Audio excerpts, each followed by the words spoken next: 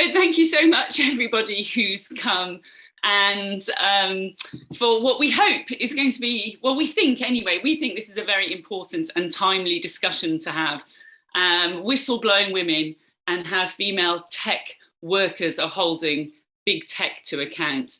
And I was personally very pleased to be able to moderate this one, because whistleblowing is a subject, and whistleblowers are a subject quite close to my heart, because I really have seen up close the risks that people take to do this, and the danger they put themselves in, and the backlash that they face. And it won't mean anything to a US audience, but in the UK, I worked with a whistleblower called Shamir Sani, and it was absolutely awful, the backlash that he endured. So it was one reason why I was just sort of so delighted by Frances Haugen's recent disclosures and the impact that that's had. And but also at the same time, I really did have a little bit of an insight into how much work and organisation and lawyers and strategy and planning went into that. And so that was really the idea of why we thought we'd bring together everybody here today, basically because, you know, these are people who've really paved the way for this moment. And so we wanted to hear from the horse's mouth about their personal journey doing that, and also the cost to them of doing so. And there's a big question, but one of the questions I hope we get to today is really, you know, have we entered a new age? Are we now entering the era of the whistleblower? Are we going to be seeing much more of this now? So I don't know what you all think about that, but I've got my fingers crossed.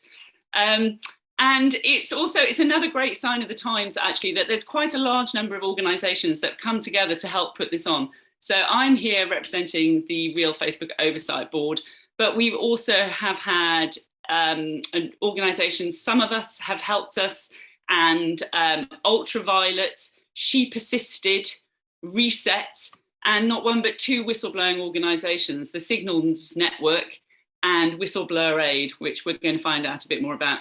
Anyway, firstly, very quickly, I'm going to welcome, we've got Yael Eisenstadt here, who's a former Facebook employee, who has been shouting from the rooftops about the harms of Facebook to anybody who will listen.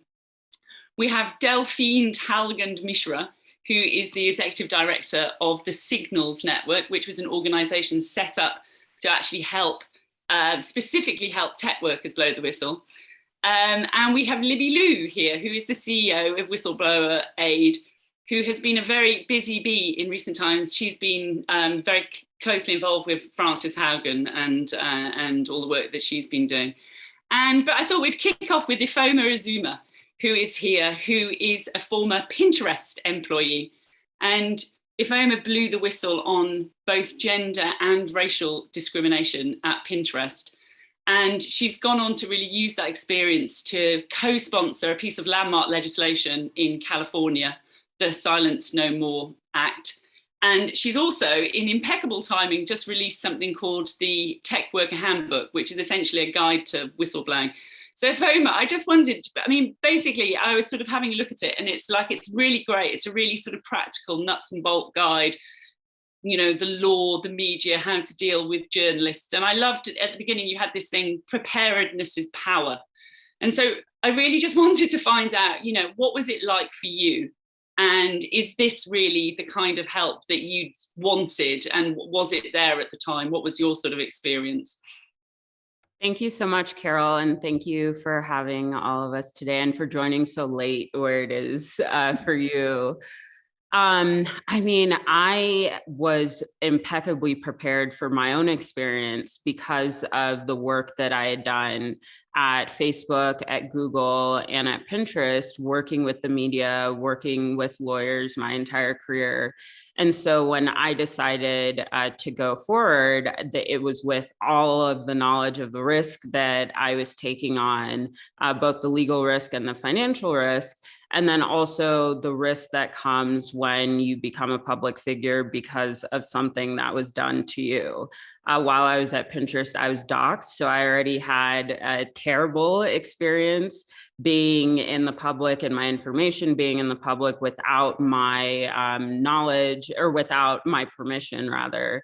And so this was an opportunity for me to tell my own story my own way. And I wanted for the many people who reached out to me after I went public for them to have access to the resources to make the decision that's best for them. And that's really a really important part of it. And I'm so proud to have worked with Delphine and the Signals Network and a number of other organizations on the handbook, because the ultimate goal of the handbook isn't to push people to whistleblow. It's a deeply personal decision to make.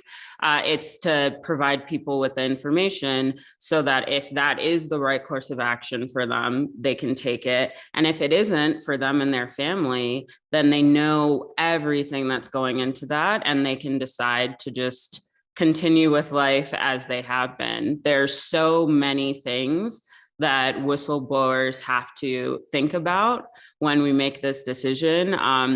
Just one example here in the United States, because our healthcare is tied to our employment, when you decide to whistleblow, you are also making a decision for yourself and for your family to lose access to your health insurance. And that is not a small thing to ask of people. That's not a small thing for people to take on, particularly during a pandemic. And we know that the impacts of lack of healthcare and lack of income fall particularly hard on women, who are often caretakers and often not just taking care of themselves and their immediate family, but also older parents and sometimes siblings too. Thanks so much. I just want to ask one follow-up question, which is that, one of the things we know, there's so much research on in terms of like the victims of some of the darker side of technology, that we know that it disproportionately impacts women, and especially women of color. And so one of my questions is that, do you think that this being at the cutting edge of the harms of this technology makes women of color in particular more attentive, and therefore maybe more prone to want to speak out? But equally, at the same time, does it also make them more of a target in terms of like they're less likely to be believed, they're more likely to be attacked? It seems that it's sort of like there's very much a double-edged sword there. Absolutely. As I mentioned, I was doxxed when I was working at Pinterest on health misinformation and anti-abortion content. And myself and the two other women employees and colleagues who were targeted because of who we are, not just because of the work we were doing. And that is a theme that is consistent, both when women who come forward are the targets of intense hate from the companies that we used to work at. And so it's something that whistleblowers have to take into account as well. And it's something that I thought about when I was putting the documentation together for when I came forward, because I knew that Pinterest would, and they did, lie about some of what I was saying. And it was my word versus this multi-billion-dollar corporation, and my word as a Black woman versus a Pinterest spokesperson who never had to provide their name. And I had to make sure that every single thing that I was doing, I had backup and evidence for. And that's a really large burden to put on people who are just trying to tell their stories and are often doing it because they want to help others. Because I certainly haven't benefited from any of the change that's come at Pinterest since speaking up. Mm. I suppose just to sort of just go very slightly into that, is that did you find, because we see that every time we see a whistleblower, we see this like coordinated attempt to discredit them. Did it affect you personally, that the attacks you had against you and the attacks on your credibility, or can you just talk a little bit about that? Yes and no. I mean, it was hurtful, I guess. It's always hurtful to be called a liar, but I had evidence for everything, and I was prepared in a way that I think for me was scary to think about the folks who wouldn't be prepared. One specific example that goes into both when came forward, and then also the doxing that I experienced is Pinterest told a number of reporters that the CEO had no knowledge of me being doxxed or didn't have intimate knowledge of it, and that I was essentially making up a story about him being aware. I knew that it was something that would probably come up later. And so I had the emails. And so I shared the email with me and the CEO, and that's where it ended. But Pinterest knew, and many companies do this, that they could tell as many lies as they wanted, and then it would be on me to disprove the lie. Otherwise, it would have ended up in print. And if I didn't have the email, that's something that would have ended up in print. I think that's one of the lessons, isn't it? Documents, documents, documents. That's just sort of like they are completely invaluable, aren't they? Yael, can I come on to you? So Yael, it's been a great pleasure. I've been working with Yael over the last year on the Real Facebook Oversight Board. And she's had a fascinating career, which I really need to hear more about at some stage once we've dealt with Facebook, which is she was a CIA officer and then an advisor to the White House. And then in 2018 went to work for Facebook and I have to check this every time because it's such a long title and I always get it wrong. She was the global head of elections integrity operations for political ads. And basically, Yael, that kind of put you in the heart of what was happening in elections in Facebook, which is such a sort of crucial thing. And Yael left, I think it was after 6 months, and has been speaking out ever since. But Yael, I mean, I would love to hear more about that decision. How did you make the decision that you were going to speak out? How difficult was that? And then also, you know, I know that you really have sort of borne sort of the impact of that decision at a lot of different levels, I think, haven't you? Thanks for the question, Carole. And I do want to start by acknowledging you are one of the people who really uncovered some of the biggest scandals with Facebook during the Cambridge Analytica days. And I have no doubt you've carried your own burden with the way that you got attacked for them. So I just want to acknowledge that as well. So, you know, it's interesting, when I went to Facebook, I didn't go as an insider technologist. I mean, I actually grew up in the Silicon Valley, ironically enough, but I went after a full 18-year career in sort of the national security foreign policy world, having spent real time on the ground, embedded in communities like along the Somalia border, working on very serious sort of extremist messaging, how to work with people.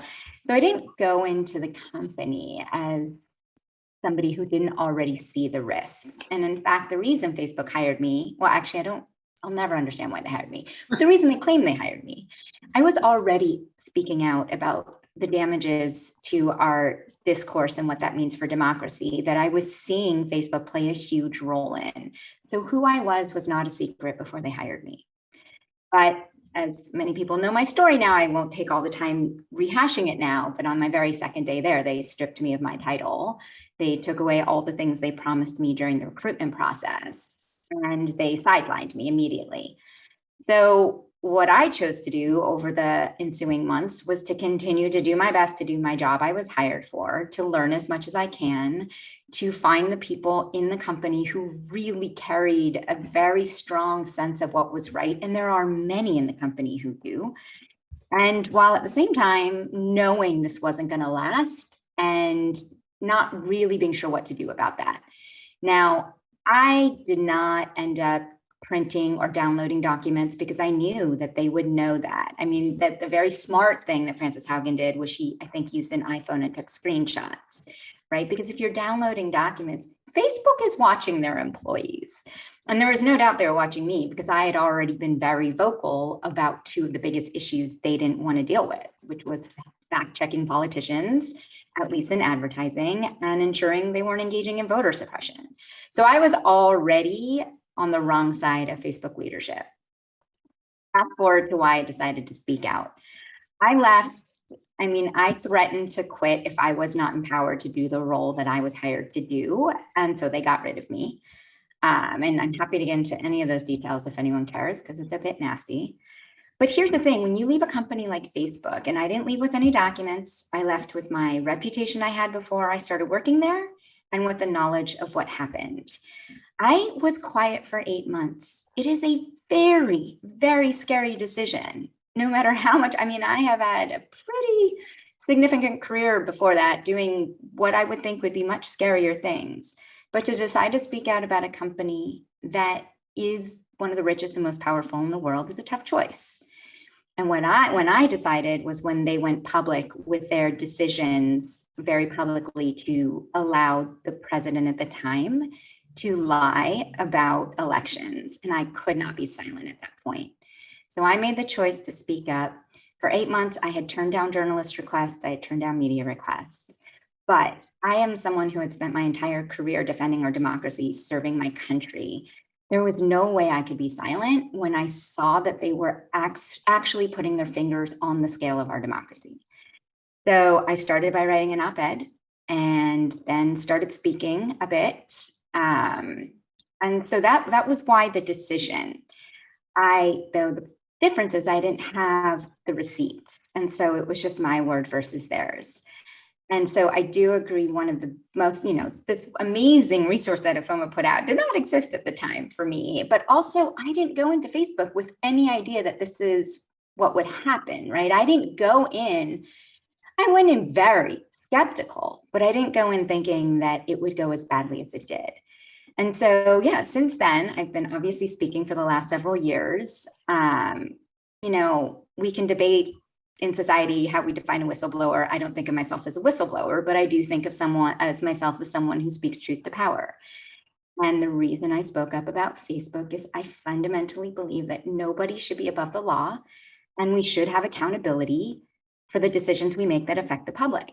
And when you are the richest, most powerful of those people who are making decisions that are harming the public, that is even worse. So sorry, that was a very long answer of why I spoke up. Great. I think the second part was what's happened since. I already lost the second part of the question, sorry.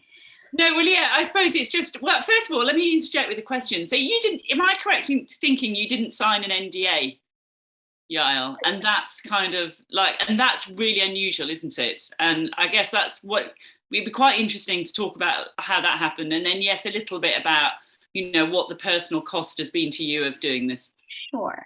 So, I mean, I did sign an NDA. You have to sign an NDA when you first start working there. But on the way out, if they think you're going to be problematic, they put down a severance offer in front of you, and they put down what they claimed at the time was the same paperwork. I mean, they were very casual about it. Here, you just have to sign this paperwork to get your health insurance covered for a certain amount of months and this severance package. And I mean, again, you remember my career before, there was no way I was going to take them at their word. I took it home, I read every line, and buried pages down was a new paragraph, and it was a non-disparagement clause. And the non-disparagement clause would have banned me for the rest of my life from saying anything negative, not just about the company, about the product, about anybody who works there. It would ban me from even talking about the terms of my employment, which means I would have not even been able to say publicly when being interviewed for another job that this is what I was hired to do, but they changed my title on the second day. So it would have affected my competitive ability to get hired again. And it would have silenced me, which, let's be clear, is ironic for a company that claims they are so about free speech. They wanted to stifle my free speech in a way I had never experienced. Even when leaving the government with a top secret clearance, they didn't try to stifle me the way Facebook did.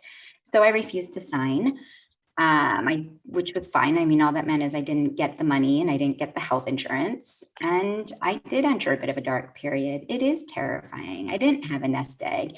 And to be very frank, for the next 3 years, I didn't have any orgs supporting me. So it was, 2 quick points I'll make and then we can move on. But during those years, when I decided to speak up, again, I only had my word. And the media does get to play a large role in who to believe, who to elevate, who to ignore, and who to erase. And So yes, we had a lot of media who was coming after me and trying to get me to speak and trying to quote me, and that was great. And the book, The Ugly Truth by Shara Frankel and Cecilia Kung, actually validates my whole story in that book. But you also have a lot of media, certain journalists who are very focused on maintaining their access with Facebook, who very much decided to never even exist that I and acknowledge that I exist, or even make comments about me without saying my name. And so I wasn't directly attacked by Facebook, but here's what they did. They didn't disparage me publicly, but some very senior journalists did let me know that they were telling journalists and others that I was just a self-promoting, disgruntled former employee who was trying to make a name for myself based off a very short time at Facebook. And what does that do? That erases the entire 18-year career I had before going to Facebook. That also makes it less competitive for me in the future if people believe that about me. And they told employees internally that I was lying about the title I was hired with. So employees would jump into comments on Twitter, would jump into people's articles to say that I was lying. I saw it. I saw current employees who had never met me claim that I was a liar. And so that's really the toll. You have a very powerful company behind the scenes doing everything to disparage you. And unfortunately, some of the media buys it. And so it doesn't just affect my reputation, it affects my future employment prospects. And unfortunately, I didn't have the support that now is popping up for future whistleblowers, which is fantastic. But for me, I was very much doing all of this on my own for the last 3 years. My support was from other friends. More recently, Ifeoma has been a huge sense of support. I've sort of let out some of my angst on her when I wasn't sure some of the things to do. And so, yes, I'm really happy that there is a larger support system now building up for future people. Well, Yael, that's great, because you've totally just set up the next questions for me in that way. But thank you so much for explaining about that. And, I think we see that all the time, don't we? That men are very courageous and brave and bold for speaking out. And whereas, these difficult women, I think that's a sort of narrative which often comes up, I think, when women have the temerity to speak out. But can I go now to, we've got Delphine Halgand-Mishra, who's the executive director of the Signals Network. And which is, I think that's already been mentioned, that it's the Signals Network which has published the tech handbook with Ifeoma. And we've got Libby Liu, who is the CEO of Whistleblower Aid here, and which has been the sort of powerhouse behind Frances Haugen. And if it's all right, I'm going to come to you first, Libby, and then to Delphine. Libby, you have been so in the eye of the storm recently, and we had a chat on the telephone about the sort of long journey it was to put Frances on the record. And can you just give us a little bit of an insight into how that worked and what you sort of set out to do, really? Sure. If I can, I want to talk a little bit about the mission and philosophy of Whistleblower Aid. We exist for the sole purpose of providing holistic support to these heroes that are, taking on these enormous risks to educate the public discourse and to correct, terrible misinformation campaigns that are ironically being put forward by these information platforms.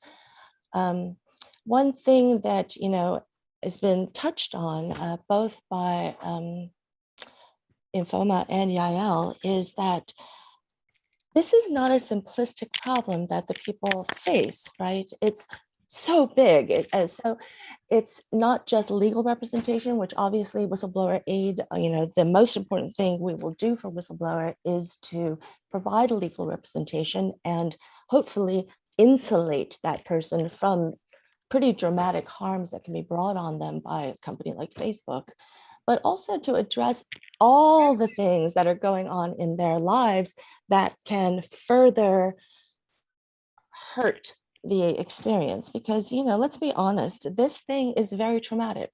The decision to come forward is a traumatic one. What you are seeing and what you're experiencing and knowing that you are holding that truth is traumatic. So I think it's very important that we provide these heroes with, mental health support, medical care. Sometimes we help with rent or mortgage. We pay vet fees for people. We have an entire communications firm that is dedicated to creating impact strategies with the media and the press and advocacy groups for each and every one of our clients. And, we just approach everything from a very holistic way, because I don't think you need any additional, threats and fears and anxiety in your life when you're taking on this incredibly difficult journey. So with Frances, she was referred to us after one of our tech worker webinars, in which we tried to provide the kind of information that Ifeoma has now captured in this brilliant handbook. And first, it takes a long while to figure out, what are the goals of the whistleblower, what it is that motivated her to come forward, what is it she's trying to achieve with this, and what's it going to take. So the very first thing we always do is look at the threat matrix that a whistleblower is facing. And, in Frances's case, we filed with the SEC, we made disclosures to the US Congress, both of which are legal paths to making lawful disclosures for anybody, basically, as long as for the SEC purposes, these are publicly traded companies. But it's more than that, right? So even if we can wall off certain actions taken against a whistleblower by the company, there's so many more things. As Yael correctly pointed out, they've got a very developed playbook where they will throw up against the wall every discrediting thing they can think of. They spread it through like every media organization on the face of the earth, just hoping somebody's going to pick up on it, just to see if it's going to stick. So another strategy is to create disincentives, public disincentives.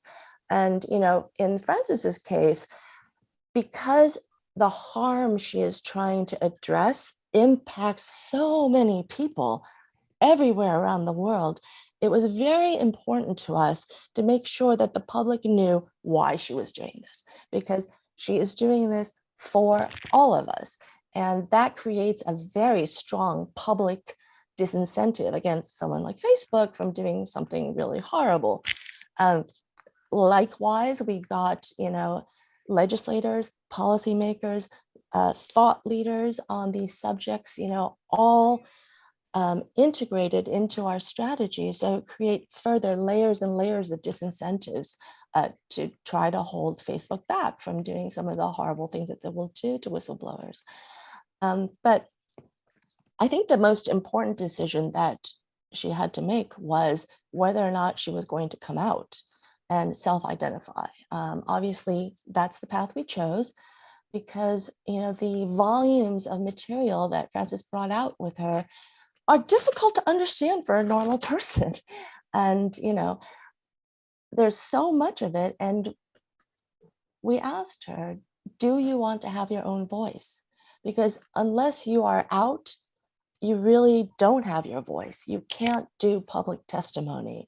I mean, we have succeeded in that before with our Ukraine whistleblower and the first impeachment of Trump, but it's definitely a much more difficult path to reach the impact if you don't come out in a deliberate way. So, I mean, these are just some of the things that we consider when we design this kind of campaign.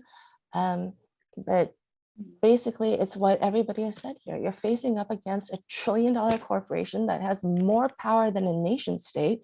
And you have to think about everything that is going to be faced by the whistleblower so you can protect them. Thanks, Libby, so much. I think that you kind of like, you encapsulate a lot of things there. And I think that thing about how that having a human face who's able to sort of like explain the story in their own words, I really do think is one of the most important things. It is just this thing, as humans, we communicate as humans, don't we? But the second part of what you said there actually like takes me to Delphine, because Delphine was previously worked for the North American arm of Reporters Without Borders, and which is a very important organisation, and does a huge amount of work with journalists who are targeted for their work in authoritarian countries such as Russia. And so, Delphine, I was really interested in that where do you see, are there similarities between journalists who are like, targeted and under threat in places like Russia for going up against an authoritarian state, and now Silicon Valley employees who are going up against, something which is not an authoritarian state, but has authoritarian-like abilities, doesn't it, in the sort of control of the information space? So, Carole, you are an amazing journalist, because we didn't talk before, but you exactly already traced my personal journey from Reporters Without Borders to the Signals Network. So, as you know, because we were in touch at that time, at Reporters Without Borders, I was the US voice of this organization to support journalists who were, at the time, in many cases, hostage in Syria or in Afghanistan or in Iran. And it's really during that time when I was fighting for freedom of information, freedom of the press, that many whistleblowers started to come out. And that's also the time where the Obama administration started to prosecuting the highest number of whistleblowers of any previous administration combined. And that's really when the whistleblowers started to enter in my daily work at Reporters Without Borders, and how I started to defend the journalists and the whistleblowers who were threatened and sentenced to go to jail for releasing public interest information. And so I did my best to get Reporters Without Borders to help as much as possible the whistleblowers.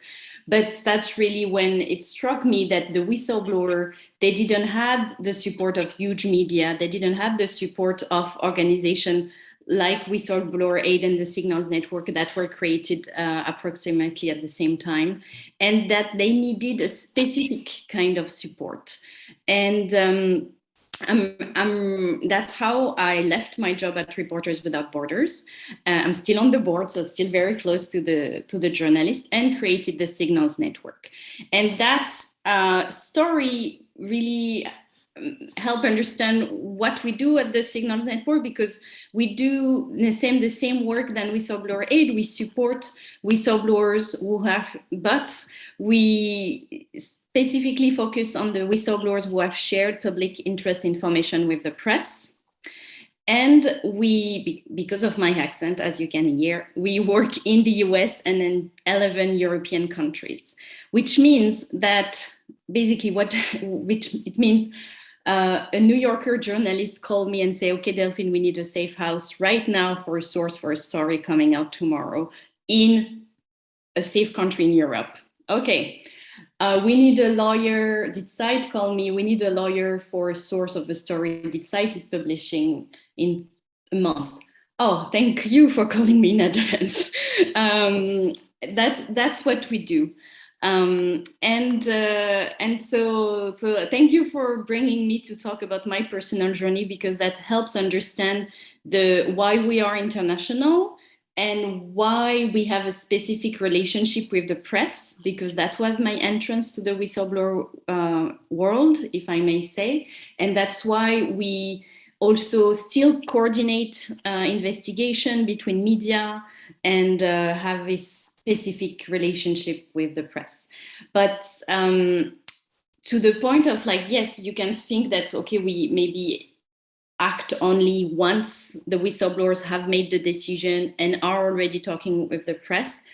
Maybe it's not enough, but already there's a lot of need here. But that's why I'm also so happy that we worked with Ifeoma and other groups to work on the before the decision phase. And that's why it's important to have now such resources like the Tech Worker Handbook. And I want to be super clear, the Tech Worker Handbook is not the one recipe with zero risk to blow the whistle. That recipe does not exist. If someone tells you it exists, it's a lie. This Tech Worker Handbook is we spent 6 months talking to many tech whistleblowers, lawyers, to be like, okay, what did you wish you would know? What do you wish a lawyer would have told you?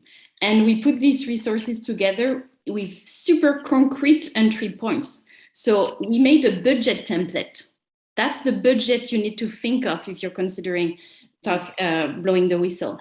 that's how you should talk to a lawyer. Because a lot of tech workers told us, I never talked to a lawyer. I'm scared. I don't even know where to find it. And most of the resources are written by lawyers. So of course, they will not tell you how to negotiate fees or that you can actually get them to work for you for free. So I love our part on working with lawyer, budget templates. As Libby said, we start by looking at what are the goals, what are the risk level. So we call it the personal assessment. So basically, when you see something wrong at your company, you're exploring what can be done.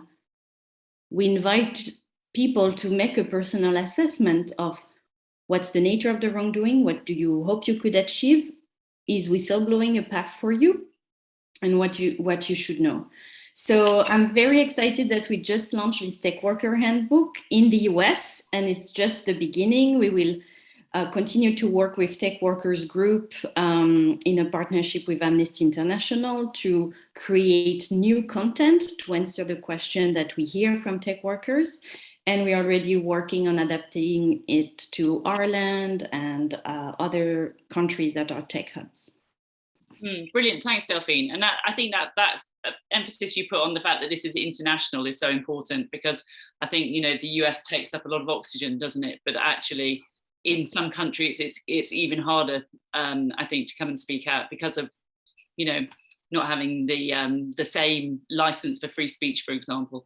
But I want to get, so basically, thank you everybody from the audience who's dropping questions into the chat. That's super helpful, and please carry on with that. And we've also got, as well, Delphine, thank you for sort of shouting out to the journalists. There are some really excellent journalists who have turned up to this panel to hear you, and none of the Facebook lackeys that I think we've been hearing about, who are more likely to take the company line. And there's a question, so a question's been dropped. So basically, if there's anybody else if there's a journalist who wants to ask a question and wants to ask it in person, just drop a message into the chat and we can do that. But we do have a question here from AFP, which is quite long, but it's basically saying that, Facebook's been in crisis for several years now, all sorts of things, Cambridge Analytica, content moderation, genocide, etc., etc. And then the question, she says the tech backlash remains a concept for journalists to write about way more than a reality. And people still use Facebook and Instagram and other social networks. And sorry, I don't know the journalist's name, so I can't say who this is from, but she says, I think it's a she, says the lawmakers and justices' answers are slow and weak. And so the question is, does the work of whistleblowers really make a difference beyond bringing the truth to the public and the authorities? What's the impact? And I think what I'm going to do actually there is, Ifeoma, I think I should go to you there, because you literally have had legislative impact, which is kind of amazing. So do you want to talk a little bit about how that came about and what that, some people won't be familiar with that piece of law? Yeah, I was going to say exactly that. Lawmakers and hearings are great, but hearings are just hearings until they turn into bills. And so my focus this last year has been co-sponsoring the Silence No More Act in California, that I'm so happy and so proud the legislature passed. And then last month, the governor signed. So it goes into law January 1st. And what it does for all workers across California, regardless of industry, so it impacts all 40 million people in the state, is it allows them to speak up regardless of what a non-disclosure or non-disparagement says on issues of discrimination, harassment, and other illegal conduct. That, of course, doesn't cover absolutely everything. We need additional laws to actually cover more areas of whistleblowing. But at the very least, companies should not be able to force people into silence using healthcare, using compensation, using the threat of future legal action on issues that we've already determined are illegal. And that's currently taking place in every state. It's taking place in every country. And so I'm really proud of the progress in California. And in addition, there are folks in Ireland and in Canada and in the UK who are looking at legislation as well. Legislation was already introduced in Ireland, was just introduced on Prince Edward Island this last week that would address not the use of non-disclosure agreements as well. So there is progress that can be made, but it is incredibly difficult and it's sometimes slow. We introduced the bill in February and it was signed last month, which is great in California for such a large state, the 5th largest economy in the world.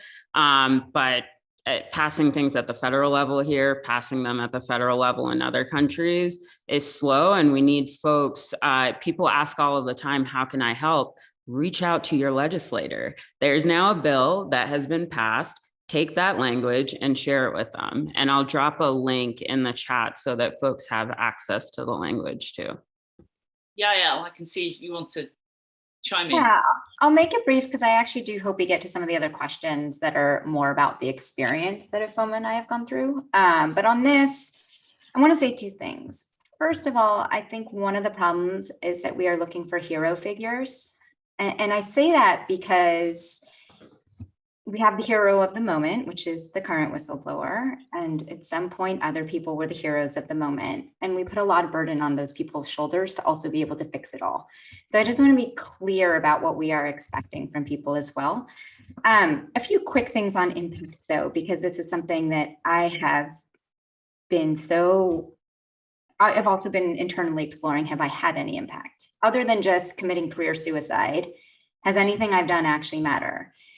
And I'll just say 3 quick things on that. After I wrote the op-ed about not signing my non-disparagement agreement, and again, I think the most important thing we can do is work together with others who share a similar North Star. I chatted with Ifeoma. She educated me on the legislation she was trying to get passed as I was exploring writing the piece about why I didn't sign a non-disparagement agreement. And immediately it was like, wait a minute, that's an opportunity to help highlight this thing right before that vote happens. And after I wrote that piece, some very senior former Facebook executives reached out to me and said, your piece inspired me to realize it is my responsibility to start speaking up about the things I saw. So that creates impact. And it laid the groundwork. You know, when I look at some of the documents from the Facebook papers, from the documents that Francis leaked, I'm going to take a wild stab here. Some of the questions that the researchers internally in 2019 and 2020 were researching at Facebook that's in those documents were things based on things I have said publicly, things that other whistleblowers, well, I don't call myself a whistleblower, sorry, other activists have said, other researchers have said. So they'll never give us credit for having influenced the company internally for some of the research they decided to do. But there's no question that a lot of outside academic scholars and activists and journalists have influenced internal employees in the questions they're starting to demand of their leadership. Thanks, Yael. That's really interesting. We've got a question here from Fat Manur, and she's asking, what are your observations in terms of the differences on the reprisals taken against whistleblowers from a gender perspective? I was wondering, maybe, does anybody want to come in with that one? Delphine. I can start because since we start our whistleblower protection program in 2018 at the Signals Network, I actually checked the metrics, and 50% of the whistleblowers we support are women. And I would say 95% of them are under 40 years old. And so I just to start to answer the question, but I think it's not probably the profile that most people can imagine of who is the whistleblower. And so I think it does highlight that young women are regularly the whistleblower behind a lot of sometimes media stories that are published without a name or with an anonymous source. So I just wanted to share these numbers because I think they speak for themselves. I'm back. Sorry about that. I had a low battery, so I had to dash off during that.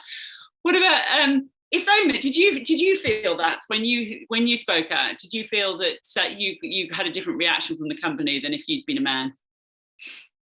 Oh, absolutely.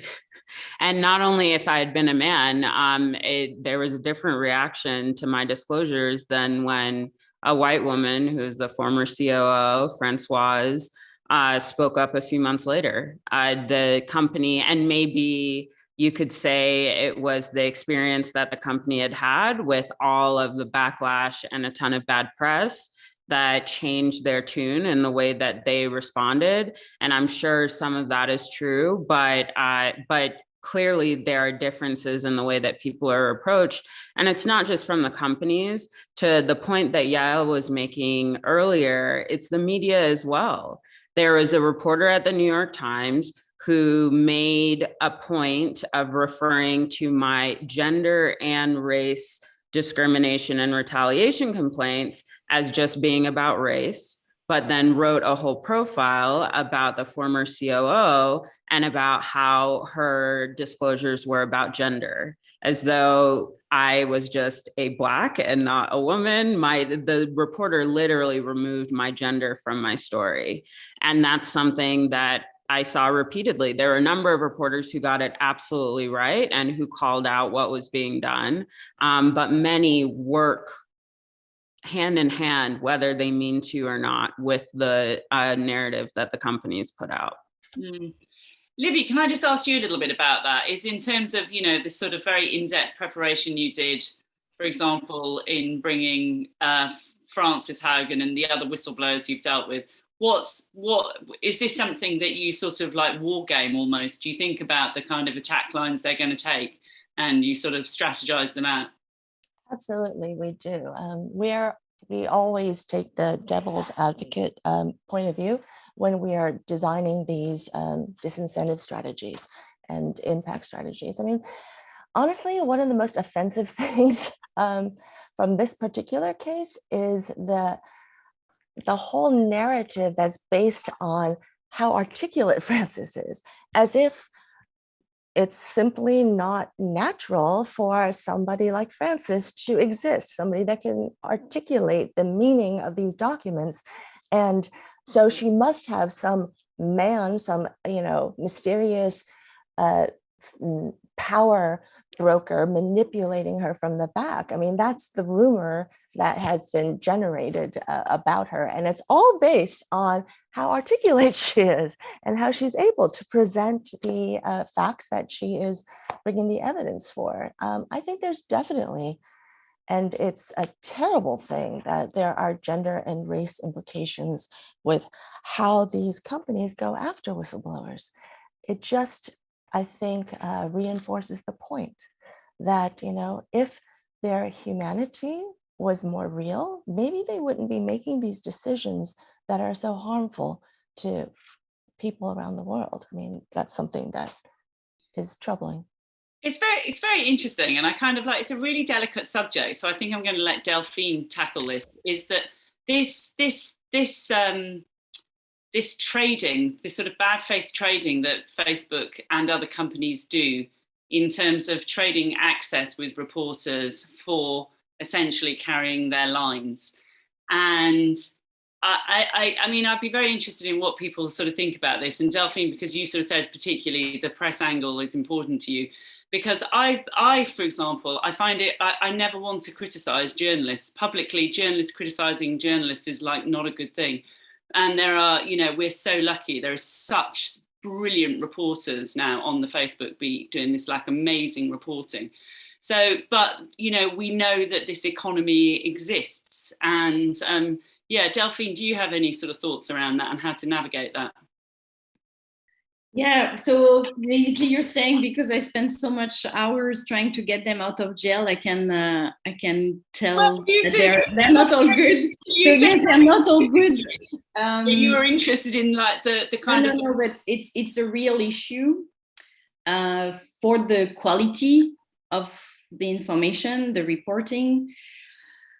For me, it's all linked also to the concentration of ownership of media, the fact that, it's maybe even more visible in Europe than in the US, but how the owners of European media have a word on how the journalists report things.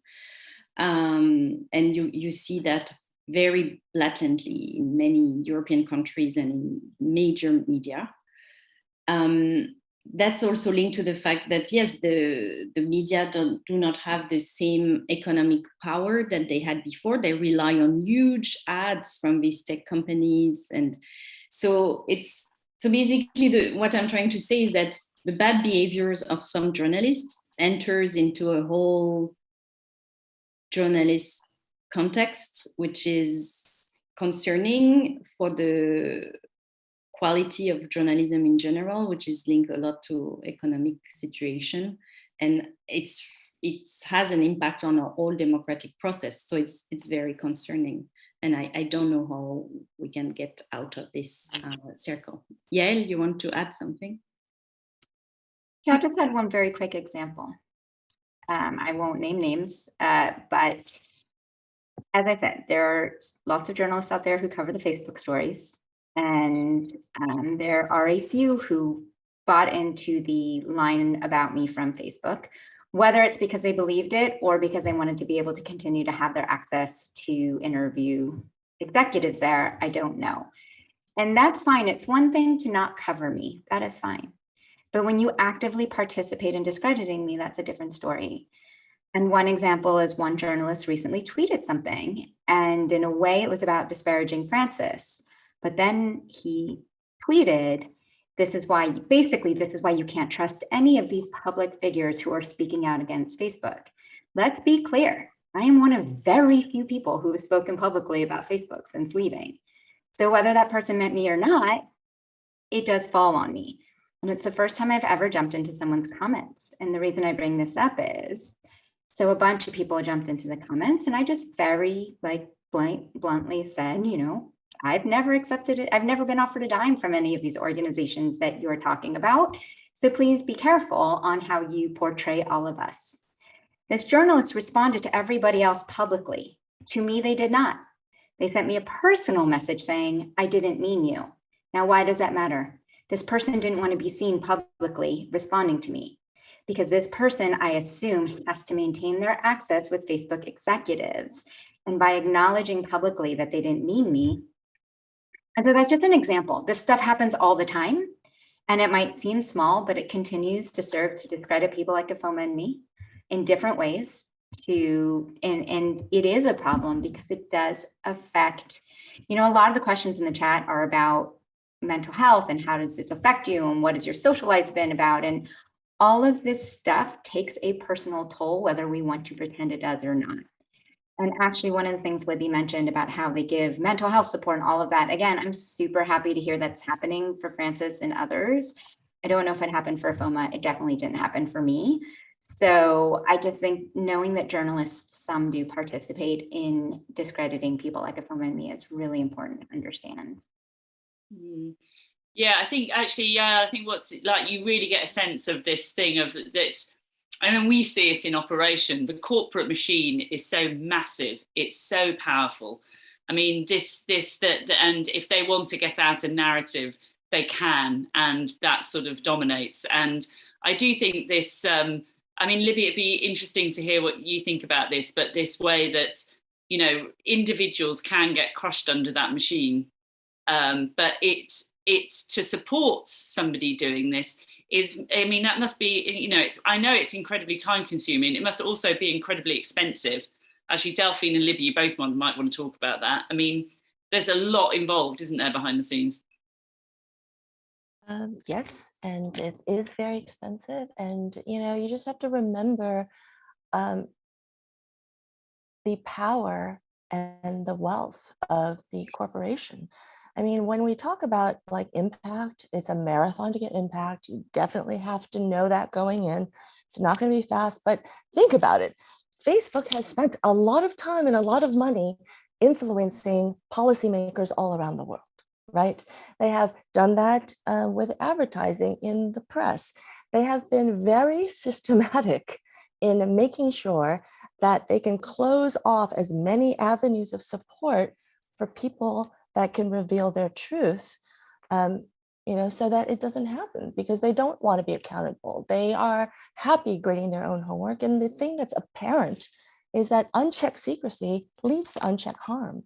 So, when you think about the corporation, we have to stop thinking about them as a monolithic thing. They are not. They have fingers and investments everywhere. I mean, countless law firms could never, ever, ever support a whistleblower because of the conflicts of interest that have been created by Facebook money everywhere. So, I mean, this is a very complex problem. And I'm sorry if I lost the train of the question. No, that was great. That was great. Actually, I just looked down. There's so many questions from the audience. It's kind of like, they are really brilliant. I don't think we're going to get to them all. And I just want to, can I ask you this one, which is the thing that I was kind of very hopefully said at the beginning, is that, do you think we are going to die? Do you think the floodgates are going to open now? People are going to realise that they have agency and they can speak out and they can have impact. What's the sort of panel's thought on that? I definitely hope so. I mean, that's, our whole meaning of existence, right? To destigmatize whistleblowing and to, make sure that there are robust protections and awareness for the people that will need it of all the support that they can get. Because without whistleblowers, the asymmetry of power between corporations, governments, and the people that hold their secrets, are overwhelming. So whistleblowers are essential. And I'm so grateful to everybody on this panel. You're great. I have a few things on that. Yes, hopefully more people understand that they have the ability to speak up, but understanding the ability is not where that ends. We need reporters who understand how to approach whistleblowers with care.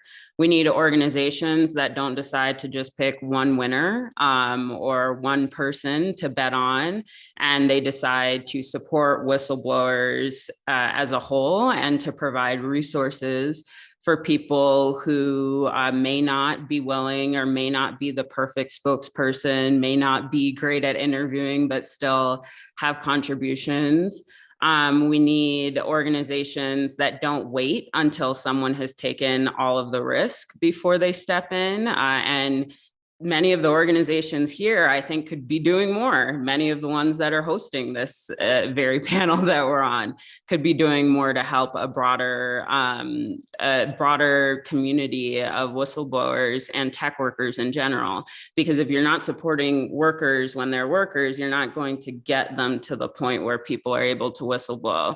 In addition, we need legislative protections. The bill in California is great, but it's one state. It's a big state. It's an important state that all of these companies are headquartered in, but it's not the only place where people live, and people's labor protections come from where they reside. So there are a number of things that we need. We need healthcare reform in the US. Like the issues are so much broader than, do you know that you can speak up? Do you have access to a reporter? Do you even have access to a lawyer? All of that can be in place if your kid is getting cancer treatments and your job is tied to that healthcare that you need for your child. It doesn't matter how much conviction you have. You're not putting your kid's life at risk to speak up. And so there are so many structural barriers in place.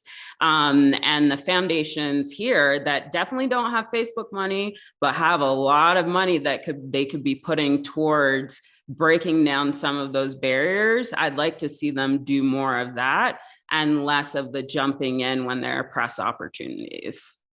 Can I add on one more point to that? A huge +1 to everything Ifeoma just said. I'm going to say something a little controversial. I don't want the takeaway of where we are today to be that every tech worker should download 10,000 documents and go to the press. I think if that's the takeaway from this situation, that's unfortunate. I think we as a society need to figure out how to hold the powerful accountable. I do think we absolutely need to end abusive non-disparagement agreements altogether, in addition to in terms of sexual harassment and the things that are in the Silence No More Act. But I also want to be very careful that we're not saying we want everybody to go work at tech companies, download a bunch of documents, and leave. We want a whole society approach to supporting people who do speak truth to power, to what we do with it afterwards, because we don't have to rely on whistleblowers downloading documents if we figure out how to hold a company responsible for the things they are doing in the world. And that's incumbent on the public to tell their legislators that that is what they want now, so that we don't need the next Frances Haugen, because it is an incredible amount of risk to have to download documents. But also, I want to make sure we're balanced, that can't be the never-ending go-to answer either, because there are some also dangerous messages if we are telling people that is what we want from them when they go work at a tech company. And that might be a controversial take, but I am very uncomfortable with the idea that downloading proprietary documents and giving them to the press is the only answer moving forward. In this case with Facebook, it was, because Facebook is absolutely not being transparent about the things they are doing. So we just have to find the right balance in all of that is my key message here. Thanks, Yael. And Libby and Delphine, I think you want to come in. So just to let everybody know, I think we'll sort of be wrapping in about 5 minutes. So, but okay, I'll be really, really quick. I absolutely 100% agree with everything that Ifeoma and Yael has said. The thing that we are hoping, and I think every tech whistleblower hopes, is that what they reveal will lead to meaningful regulation that includes transparency and accountability. Because one of the things that is obvious is, when Facebook tells the public that, they don't have this research, or nobody knows for sure that Instagram is harmful for children, that answer, disingenuous as it is reflective of the fact there's no transparency. So one thing we actually have to get to is a world in which we don't need whistleblowers, that we actually have data and transparency and the ability to analyze, research, and regulate from the outside. Thanks, Libby. Delphine, did you still want to come in?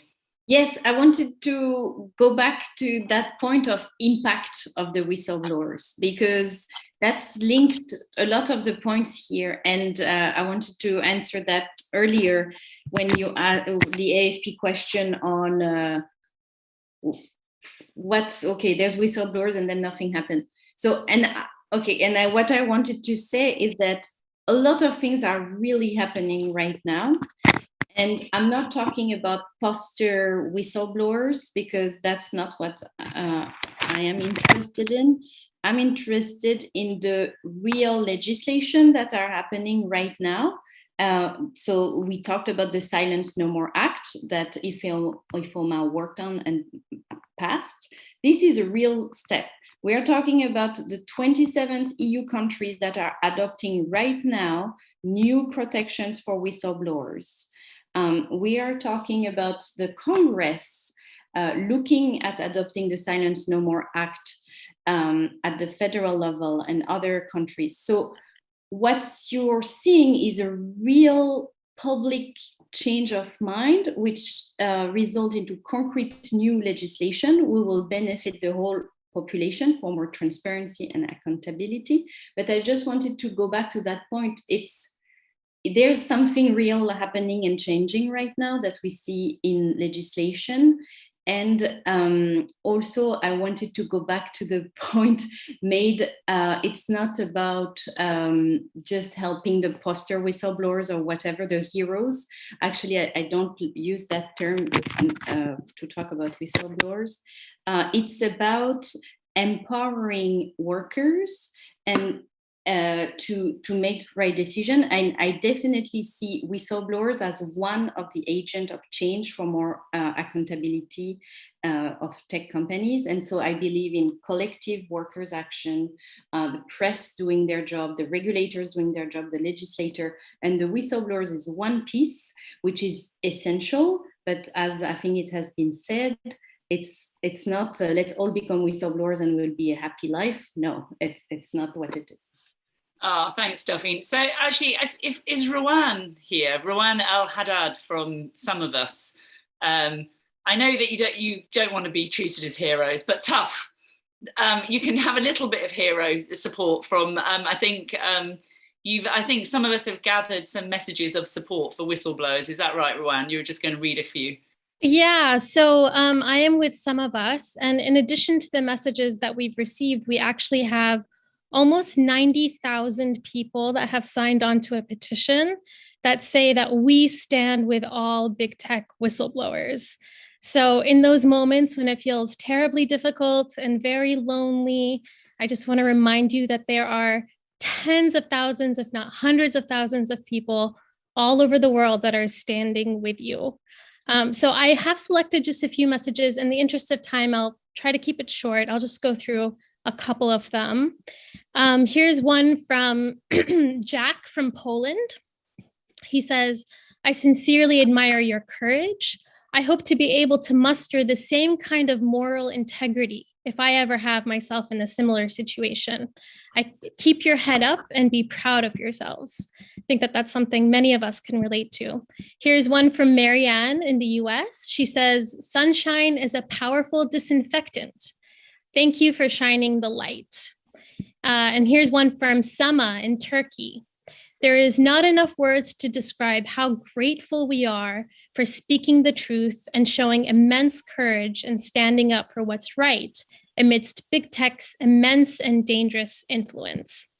So we're running a little bit out of time. I have many more messages, and actually thousands of them came in. And what I will do is I'll put them in a document and share them with all of the people on the panel so that when you're having a crummy day and you need something to pick you up, you can look at the messages and just remind yourself that people all over the world are standing with you. That's well, thanks so much for that. And I think there's a really important point in that as well, which is that actually it's that this thing of, particularly in America, this thing of Americans standing up for like the harms going on in the rest of the world. And actually, I'm a bit sad. Sophie Zhang would have loved to have had here today. She wasn't able to come, but she very sort of spectacularly did that with some of her disclosures around what was happening in elections around the world. But so I think we're going to have to close, I'm afraid we're out of time, but can we just do a little lightning round of in a nutshell, your kernel of advice, really? What is your sort of message to other tech workers who might be thinking of doing this? Let me go to Delphine first. There's a lot of experts out there. There's a community of people, lawyers, activists, tech workers who have been through that path before, who have knowledge to share with you. You're not alone. I'm not saying it's enough. It's far from enough. There's so much more that needs to be done to work with collective and so on, but don't think you're alone. We are trying to do our best to be there for you, as Yael and Ifeoma didn't have such level of support. We're trying to be here for you, I think. Signals Network and Whistleblower Aid, for example. Thanks, Delphine. And Libby, do you want to add to that? I heartily echo what Delphine said, because no one should have to risk their career or their freedom to follow their conscience. It shouldn't be a choice. So we are here for you. Please seek us out. We will help. Thanks so much, Libby. And Yael, what's your sort of final words on this, would you say? I think for people who are thinking about what they want to do next, that are working within tech companies, and if they're not having the impact internally, recognize there's an entire community of people that came before that have taken risks. I mean, I look back at Sandy Parakalis, who took a risk years ago, Facebook. He was a support system to me.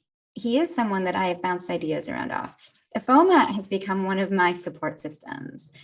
And so I think if you are thinking of really not just blowing the whistle, but hoping to make a big impact on these things, please think about becoming a part of this community as opposed to riding it alone, both because it will be emotionally stronger for you, but also so that we can ensure that we are fighting for the right things moving forward.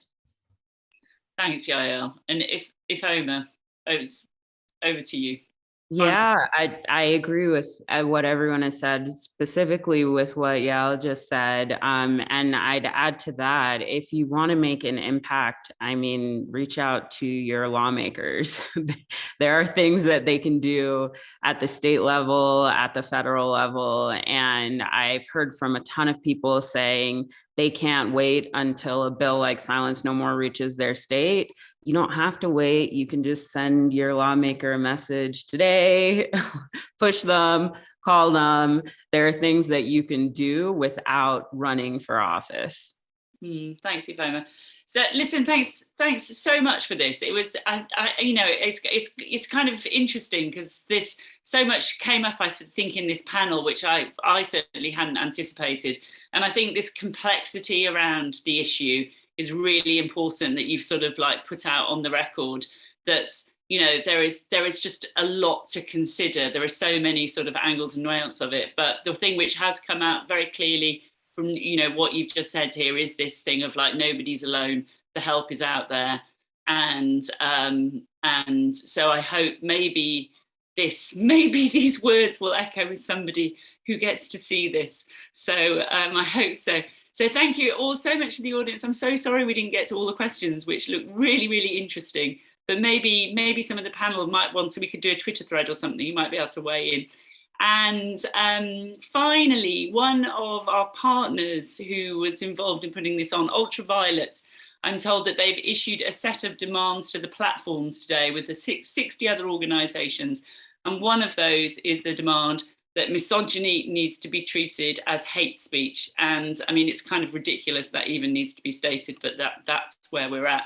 So thank you all so much to the panelists, the amazing work that you've done. It is so appreciated. And I'm glad you heard some of that appreciation, and to the audience for coming. I hope we're all going to be looking and following what you're all doing next. So